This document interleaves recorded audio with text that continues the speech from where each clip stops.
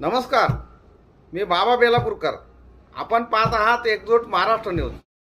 एक दोन मिनिटं फक्त मिळतात अशी फक्त व्यवस्था एक दोन मिनिटं प्रत्येकाला मिळतात. यामध्ये मी आता आगामी या संदर्भामध्ये या राज्याचे नेते व आपल्या सर्वांचे लाडके सन्माननीय लक्ष्मणराव हाके साहेब यांना या ठिकाणी पुष्पगुच्छ व शाल देऊन या ठिकाणी सन्मानित करतो. नेते आपल्याला शाल घालून आता खरंच आपल्या शाळेला आमचा पदर बांधायचा आहे, तरच आमचं पुनर्वसन होणार आहे, नंतर आम्हाला अतिशय मोठ्या जाधव इकडे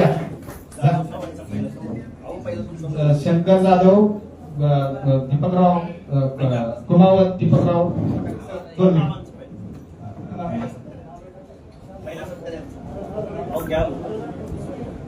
या ठिकाणी मान्यवरांची या ठिकाणी आपल्याला विनंती आहे व सूचनाही आहे की पहिली ज्यांनी पायाला भिंगरी बांधून पश्चिम महाराष्ट्र वेगवेगळ्या भागांमध्ये आपला भटक्या विमुक्तांचा आवाज इथं भक्कम करण्यासाठी उतरले ते सन्माननीय या राज्याचे भटक्या विमुक्तांचे नेते सन्माननीय अरुण जाधव साहेब यांचा या ठिकाणी सत्कार करण्याची सूचना आलेली. खरं तर त्यांचाच कार्यक्रम त्यांनीच आता सांगायचं, त्यांनीच हे सगळे करून द्यायचं, परंतु सूचना आली तर पहिला प्रथम सत्कार आपल्या अरुणाबांचा या ठिकाणी करून आपण त्यांचा गौरव करून आगामी काळात त्यांना पुढे लढाईला घेऊन जायचं हे लक्षात ठेवा. या 4-5 जण पुढे या, 2-3 जण पुढे या.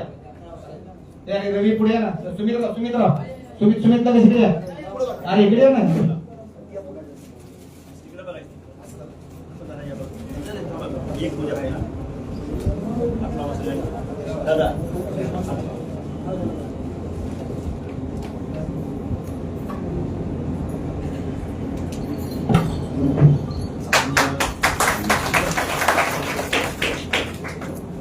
या ठिकाणी दुसरा सत्कार उमाताई जाधव. उमाताई ह्या आपल्या अरुणाबांच्या सौभाग्यवती आहेत. त्यांचा दुसरा सत्कार करण्यासाठी मी सातपुतेताई चव्हाणताई इकडे या, गोपाळ समाजाच्या सातपुतेताई या पुढे या, आणि लगस आणि चव्हाण इकडे या.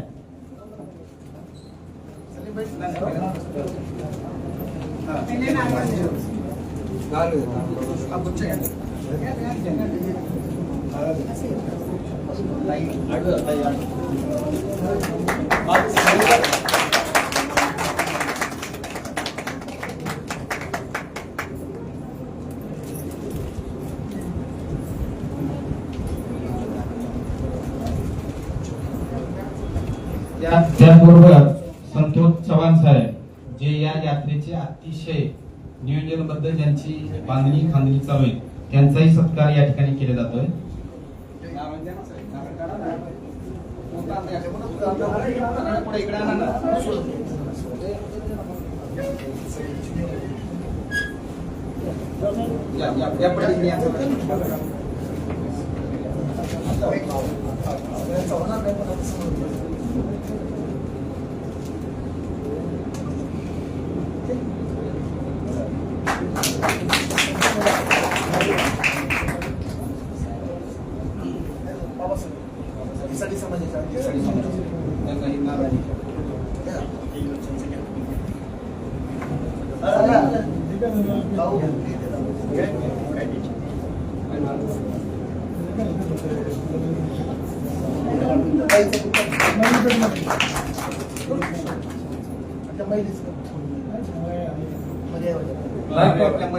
समाजाच्या या मोहन महिलेचा सातवो या निकमताई या ना पुढे. अहो तुम्हाला उतरायचं आहे रस्त्यावर, सगळ्या महिला गोळा करून आता इकडे या, पुढे या.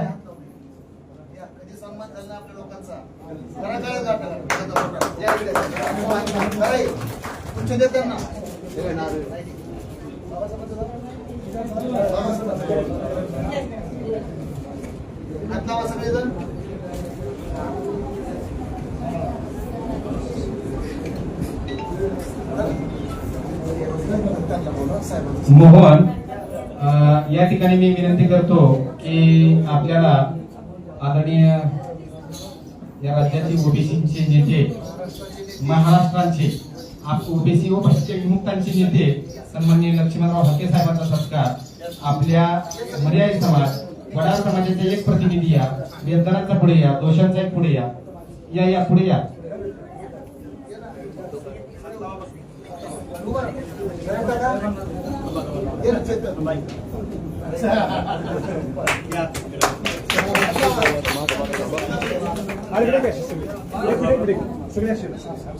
थोडं पाठीमागं मागे हो भैया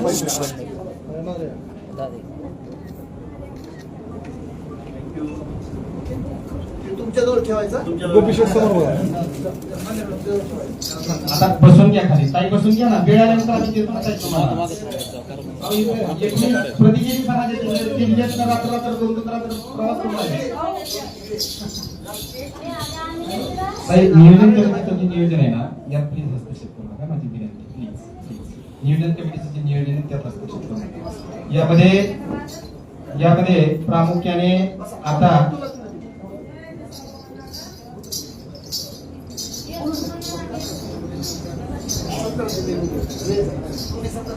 बर का आता जे काय आपलं नियोजन होतं की प्रत्येक माणसाला पुढे येऊन बोलून सत्कार करायचा होता वेळेचं 2 वाजल्यात आपल्याला फक्त 1 तास आहे 2 मान्यवर बोलणार 1.5 तास फक्त राहिले आपल्याकडं यामध्ये आपल्या सर्वांचा सत्कार या सर्व मान्यवरांच्या हस्ते या ठिकाणी घोषित करण्यात येतोय की आपल्या सर्व प्रतिनिधींचा या ठिकाणी सत्कार या ठिकाणी झाला असं समजून घ्या आणि खाली जाताना आपण एकत्रितपणे हे फोटो फक्त काढू का तर मग आपल्याला ते त्यांचं मार्गदर्शन ऐकायला संधी मिळणार नाही यासाठी बघा नेते मला रात्री फोन आला मला रात्री मी इंटकचा जिल्हाध्यक्ष आहे पुणे ग्रामीणचा काँग्रेस पक्षाचा निरीक्षक आहे मावळमध्ये मी प्रभारी आहे खेडमध्ये मी प्रभारी आहे आणि इंटकचा जिल्हाध्यक्ष आहे मला फोन आला प्रदेशवरून आता म्हणजे तुमची पोस्ट बघितली फोटो बघितला काय बांधले मला प्लीज अध्यक्ष मला माझी विनंती आहे आपल्याला तुम्हाला जरी याला संधी वेळ मिळेल तर त्या 2 मिनिटं येऊन म्हणता आमच्या समाजाच्या तिथल्या व्यथा ऐकून घ्यावं हा जरी कार्यक्रम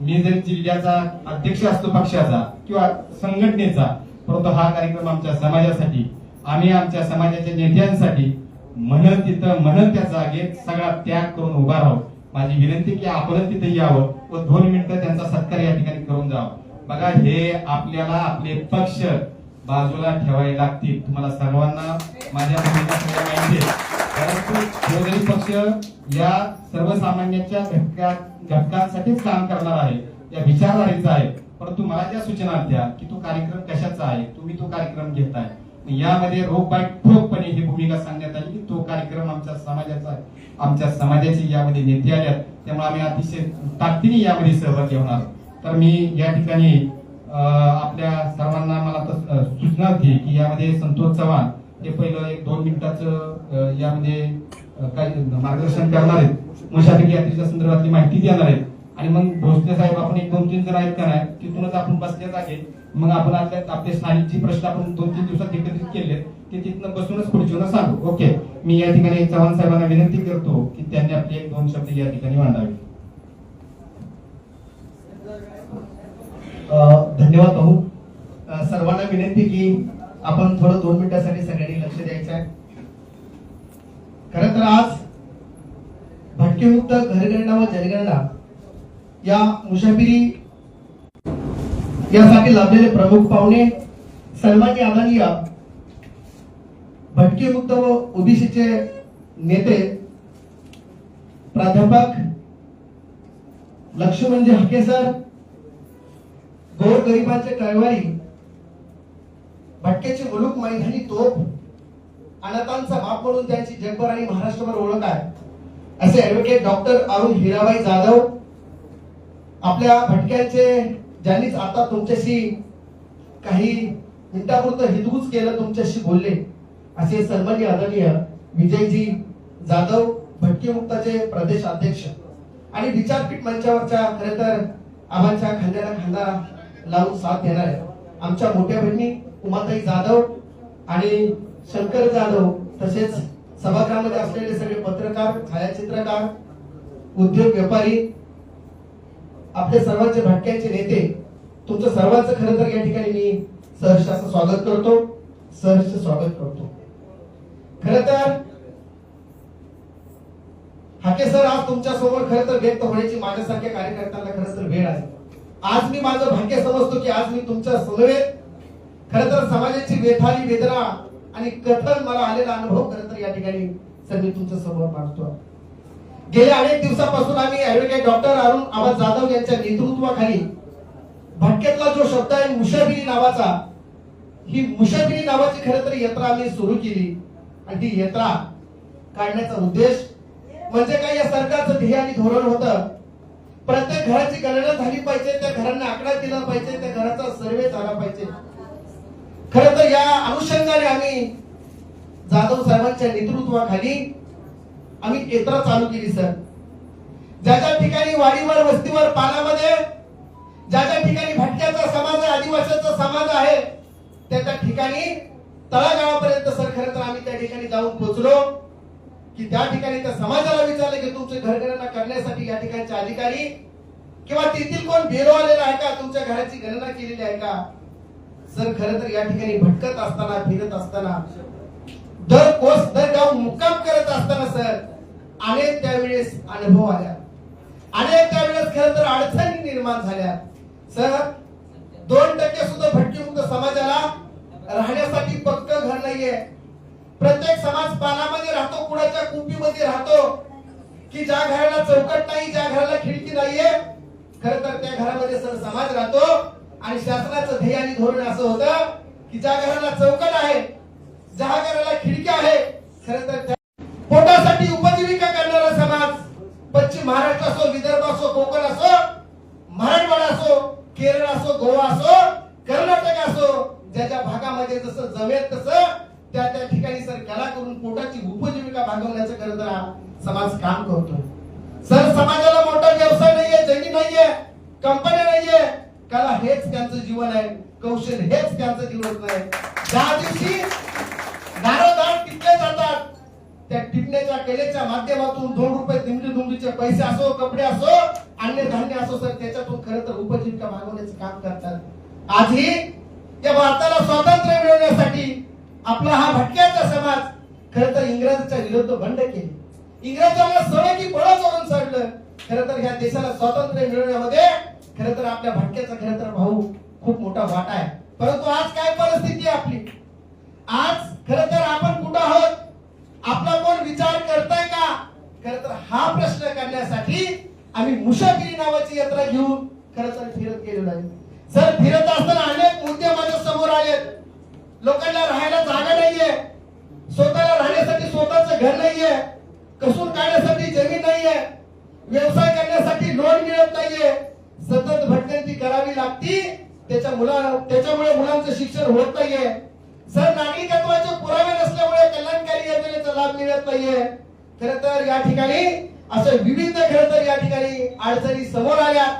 हेच काही सर मेल्यानंतर खरं तर जाळायला आणि पुरायला ही जागा नाहीये. पुरायला जर जागा नसली तर आमच्या सारख्याला भटक्याच्या आदिवासीचे प्रेत आम्हाला तहसील ऑफिसला घेऊन जाणं जातं. बघा जिवंतपणी आपले एवढे हाल आहेत आणि खरं तर मेल्यावर बी एवढे हाल होतात. आमचं तरी वेदना या ठिकाणी कवर हे सरकार बघतंय. मला तर म्हणायचं खरं खास आजच्या अनुभव कथेमधून या ठिकाणी आपल्या या देशाचे पंतप्रधान नरेंद्र मोदी साहेब, या ठिकाणी खरं तर मुख्यमंत्री साहेब फडणवीस साहेब, तुम्हाला या ठिकाणी आज बोलू इच्छितो मी. आज तुम्हाला घराची घरगणना चालत नाहीये, पानाची घरगणना चालत नाहीये, कुणाच्या घराची घरगणना चालत नाहीये, मग तुम्हाला पानातल्या आणि कुडातल्या खरं तर बांधवाचं मतदान कसं काय चालतं, म्हणजे मतदान तुम्हाला चालतं आणि या ठिकाणी आमची घरगणना तुम्हाला चालत नाहीये.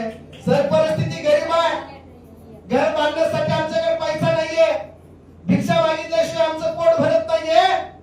महारात राहणाऱ्याला खरं तर पारातली काही वेदना माहित नसते.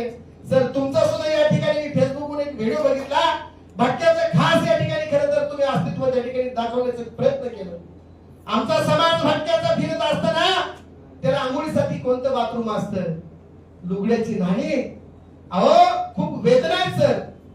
ज्या वेळेस या ठिकाणी भिक्षा मागायला जावं लागतं, भगवे वस्त्र जरी अंगावर असले सर ठेचून मारावं लागतं. खरं तर हा महाराष्ट्र आहे सर. सिंधुताई सपकाळ जसे म्हणतात ना, या देशामध्ये मेल्यानंतर चर्चा होती, जिवंत होत नाहीये. एवढा इमानदार आमचा भटक्याचा समाज आहे सर. कुठल्या बी रेकॉर्डला जरी गेलं तर कुठल्या आज भटक्यावर या ठिकाणी अन्याय, अत्याचार, बलात्कार, खोटा नाट्या चोरीचा एकही गुन्हा दाखल नसणार नाहीये. आणि आमच्यावरच या ठिकाणी आजची काय वेळ आहे. ही सरकार आमच्याशी भेदभाव करतं. ज्या वेळेस त्या ठिकाणी त्यांना मतदान असतं सर, त्यांना पालवी चालतंय, उघड्यावर जरी असले तरी चालते, एखाद्या झाडाखाली जरी बसलेले असले तर म्हणतात त्या आजीला उचलून आणा तिचं मतदान करा आपल्याला, परंतु यांच्या घराची यांच्या पालाची खरं तर गणगणा करू नका. हे काय चाललंय खरं तर या सरकारने. सर, या ठिकाणी आम्ही मशापुरी यात्रेच्या निमित्ताने खरं तर 3,500 किलोमीटरचा प्रवास केला, 110 गावांना फिरलो की त्या ठिकाणी सगळे भटक्याचे बांधव मिळतील. एकूण 36 जातीशी संपर्क केलेला आहे सर, आणि 9,000 लोकांची खरं तर आम्ही चर्चा केली आणि त्याच्यामधून खरं तर एक रिपोर्ट बनवला आणि तोच रिपोर्ट या ठिकाणी सादर करण्यासाठी आबाच्या माध्यमातून, उमाताईच्या माध्यमातून सगळे आम्ही कार्यकर्ते या ठिकाणी खरं तर आलेले आहे सर. अहिल्यानगर असो, पुणे असो, सोलापूर असो, धाराशिव असो, नांदेड, जालना, छत्रपती संभाजीनगर, बीड आणि लातूर या जिल्ह्यामध्ये खरं तर मुशाफिरी नावाची यात्रा घेऊन पायाला भिंगरी लावून आम्ही फिरलो सर. त्याच पाण्यातलं जेवण केलं, त्याच तिथं राहील तशी सोय केली आणि खरं तर हे आम्ही या सरकारला खरं तर या ठिकाणी उघड करण्याचा प्रयत्न केलं की या ठिकाणी आमची घरगणना चालत नाही, परंतु आमचं मतदान चालतंय. तुम्ही आमच्याशी भेदभाव करता, अनेक योजनेपासून खरं तर तुम्ही आम्हाला वंचित ठेवता. जाब आणि सवाल विचारण्यासाठी खरं तर या ठिकाणी सर आम्ही आलेलो आहे.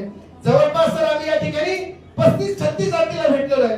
त्याच्यामध्ये पारधी, भिल्लाय, मदारी, गोदरे, घिसाडी आहे, मरेवाला, नंदीवाला, जोशी आहे, तिरमाले, डवरी आहे, जुगी आहे, डोंबारी, कैकाली, वडार, पात्रूड, भई, मांगारुडी, गोसावी, लोहार, होलार, नंदीवाले, भामटा, राजपूत, कोलटी, कांजरवट, बेलदार, वैतू, उंटवाले, टकारी, रामोसी, मसनजुगी, गोपाळ, वासुदेव, महादेव कोळी, सापवले, 36 जातीचा आम्ही संपर्क केला सर. प्रत्येक जात या ठिकाणी खरं तर वेदनेचं काहूर आम्हाला सांगत होती. समुद्रात जशी लाट उसळली त्याच पद्धतीने एखादे खरं तर या ठिकाणी अडचणीचे आणि वेदनेचे खरं तर लाटा आहेत सर. आम्ही त्या ठिकाणी गेलो, या ठिकाणी तुम्हाला पण समाजाचं साहेब खरं तर वेदना माहित आहे. मी तुम्हाला या ठिकाणी एक इच्छा व्यक्त करू शकतो. मी भाटक्याचंच लेकरू आहे, मी डवऱ्याचं लेकरू आहे सर. मी सुद्धा काही दिवस अंगावरती पोलिसाचा ड्रेस घालून या ठिकाणी खरं तर लोकांचे मनोरंजन करत होतो, परंतु या ठिकाणी अरुण जाधव यांच्या सानिध्यात गेलो, थोडंफार शिकलो. या ठिकाणी आबांच्या संस्थेवर मी या ठिकाणी त्या मुलांचं सन्मान करतो, व्यवस्थापनाचं काम करतो, जसे जमेल तशी या ठिकाणी खरं तर आम्हाला मदत करतो सर. या ठिकाणी इच्छा तुमच्या समोर खरंच एक व्यक्त करतो सर. समाजाला आधार नाहीये, समाजाला सहारा नाहीये सर. समाज उघड्यावर आलेला, समाजाला सहारा असता तर कुणीतरी एखादा शब्द त्या ठिकाणी मांडला असता. नाही, भटके विमुक्त पाडात राहणाऱ्या जमातीचा पेशल पालन करा, त्यांची घराची गणना करा आणि त्यांच्या माणसाची गणना करा. भटक्यांसाठी स्वतंत्र मंत्रालय करा, भटक्यांसाठी स्वतंत्र या ठिकाणी करा. परंतु आमच्याशी सर तसं काहीच नाहीये. आमच्या भटक्याचा आधार, आमच्या भटक्याचा सारा हाके सर तुम्हाला आणि या ठिकाणी अरुण जाधव साहेब आणि या ठिकाणी जाधव साहेबांना, विजय जाधव साहेबांना खरं तर या ठिकाणी आम्ही बघतोय. बघा सर, या ठिकाणी कितीतरी माणसं मेलेत आमचे. आमच्या सगळं सोशल मीडिया सुद्धा भेदभाव करतोय सर. त्याच्यामुळे लोकशाहीच्या माध्यमातून आमच्या स्वतःच्या मोबाईलवरून जेवढा फेसबुक असेल, जेवढे लाईव्ह होत असेल, जेवढे व्हिडिओ असेल, त्या पद्धतीने सर आम्ही समोर आणण्याचा प्रयत्न करतो. कितीतरी माणसं मेलेत सर. नाशिकला माणसं भिक्षा मागायला गेले, मारून टाकले. राईट बाहेर साखरीला गेले, मारून टाकले. मध्ये या चाकण मध्ये मकवाले, सुनील मकवाले आमचा गोसावी नव्याचा कार्यकर्ता होता, त्याच्या लहान लहान चिमुरड्यावर बलात्कार केला सर. आमचा आवाज खरं तर जनतेने नाही उठवला, इथल्या कुठल्याच राजकारत्याने उठवला नाहीये. निदान मीडियाने तरी उठवला पाहिजे. मीडिया सर सुद्धा आमच्याशी भेदभाव करतो सर. उघड्यावरचा समाज आहे. आमचे काय बडे मुद्दे नाहीत का की बडे मुद्देवाल्यांनी आमचे मुद्दे मांडायला पाहिजे होते, आम्हाला बोलायला पाहिजे होते, जाधव साहेबांना बोलायला पाहिजे होते, आम्हाला बोलायला पाहिजे आणि खरं तर आमचे बडे मुद्दे या ठिकाणी उचलायला पाहिजे. खरं तर सगळ्यात बडे मुद्दे गावगाड्याच्या बाहेर राहणारा आपला समाज, गावकोसाच्या बाहेर राहणारा आपला समाज, कुठल्याच शासकीय यंत्रणेशी आपला संपर्क नाहीये असा आपला समाज. खरं तर आपले बडे मुद्देवाल्यांनी खरं तर हे मुद्दे उचलून तिथल्या ठिकाणच्या सरकारला, राज्यकर्त्यांना, इथल्या अधिकाऱ्याला खरं तर मांडण्याचा प्रयत्न केला पाहिजे. खरं तर भावांनो, या ठिकाणी माझ्यानंतर यांना बोलायचंय, हाके सरांना ऐकायचंय, या ठिकाणी जाधव साहेबांना ऐकायचंय. या ठिकाणी थोडक्यात मी या ठिकाणी बोलतो. तुम्ही मला सगळ्यांनी ऐकून घेतलं, त्याबद्दल तुमचं मनापासून या ठिकाणी आभार व्यक्त करतो आणि आणि मी एक विनंती करतो की फक्त मध्यशीच फक्त बोला. सर्वांना नमस्कार, जय भीम. सर आणि जाधव सर, आपणही जाधव सर, आपल्या सर्वांना सर्व परिस्थिती माहिती आहे. इव्हन तुम्हाला इथे सर्व आत्ताची परिस्थिती सर्वांना माहिती आहे.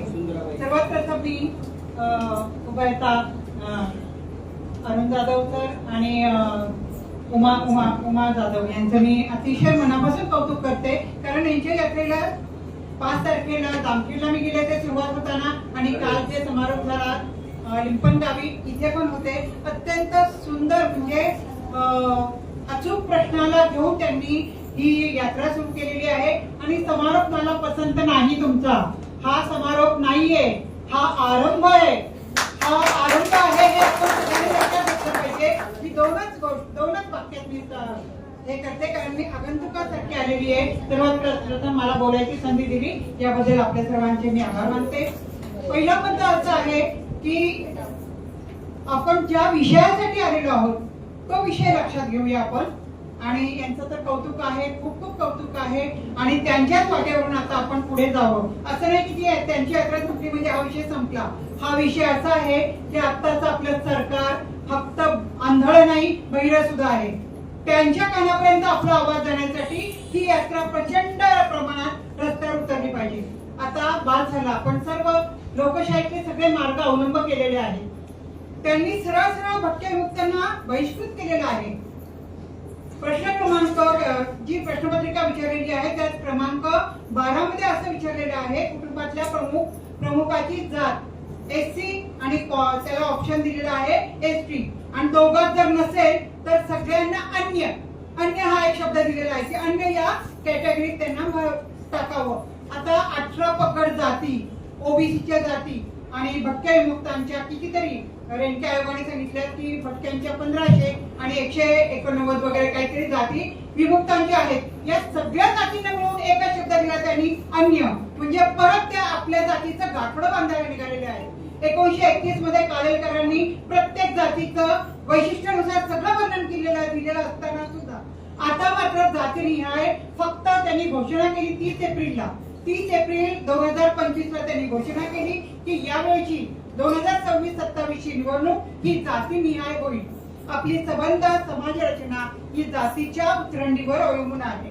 म्हणून जातीचा आधार घेऊन केलेली जनगणना कधीही जास्त विश्वसनीय ठरणार आहे, कधीही जास्त सर्व योजना राबवण्यासाठी ती किफायतशीर म्हणजे उपयोगी अशी ठरणार आहे. आणि तरी सुद्धा ही योजना केवळ भाषा पसायदानाची आणि कृती मात्र द्रोणाचार्याची. त्या द्रोणाचार्याने एकच अंगठा मागितला.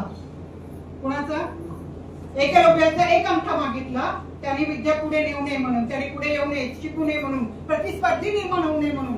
आणि या सरकारने मात्र आपल्याला सबंध भटक्या विमुक्त जाती जमाती यांना बहिष्कृत केलेला आहे. मी स्वतः राजपूत कामटा या क्रिमिनल ट्राईब मधून आहे. आणि आपल्या व्यथा मांडायचा काळ गेला, रडायचा काळ गेला. आता फक्त एकच गोष्ट उरलेली आपल्यासाठी, संघर्ष करणे. जी बाबासाहेब आंबेडकरांनी आपल्याला धडा घालून दिलेला आहे की आता संघर्ष, लढाई म्हणजे केवळ आपण हातात तलवारी घेऊन लढणार नाहीये, तर आपण आता रस्त्यावर उतरलं पाहिजे आणि आपला आवाज त्या बहिऱ्या आणि आंधळ्या सरकारला ऐकायला जाईल अशा प्रकारे आपण प्रदर्शन मांडलं पाहिजे.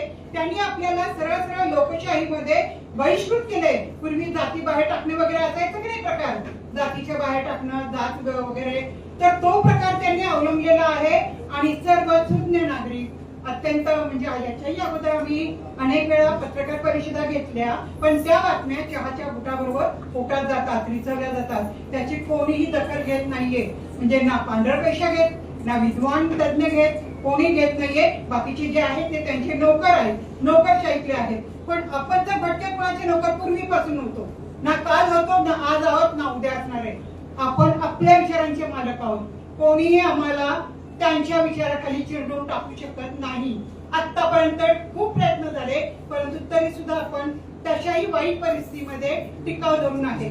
तर माझी एकच विनंती आहे की आपण इतर सगळ्या मागण्या करण्यापेक्षा एकाच मागणीवर आता लक्ष केंद्रित केलं पाहिजे. ती म्हणजे जातीनिहाय लोकजननेची मागणी. जी जनगणना होईल ती जातीनिहाय झाली पाहिजे. त्या प्रश्नपत्रकांमध्ये सुधारणा केली पाहिजे. त्यामध्ये वेगवेगळ्या जातीचे कॉलम दिले पाहिजे. तुम्हाला माहिती नसेल तर त्या जातीतल्या तज्ञ माणसांना मदतीला घ्या आणि त्या जातीचे रकाने आका त्याला जातीला जागा द्या तुमच्या प्रश्नपत्रिकेत. तुमच्या प्रश्नपत्रिकेत त्या जातीचा उल्लेख नसेल तर तो बिचारा कर्मचारी, शासकीय कर्मचारी असो नाही तर कोणी असो, तो काय लिहिणार आणि कुठे लिहिणार? हे तुमच्या आमचा सगळा पैसा, आमचे सगळे श्रम आणि त्यात आमच्या जातीचा उल्लेख नाही असं कसं? हे आम्हाला अमान्य आहे, 100 वेळा अमान्य आहे. आणि त्यासाठी जो आता तुर्तास एवढेच. भेटूया पुढच्या बातमीपत्रात. जय हिंद, जय महाराष्ट्र.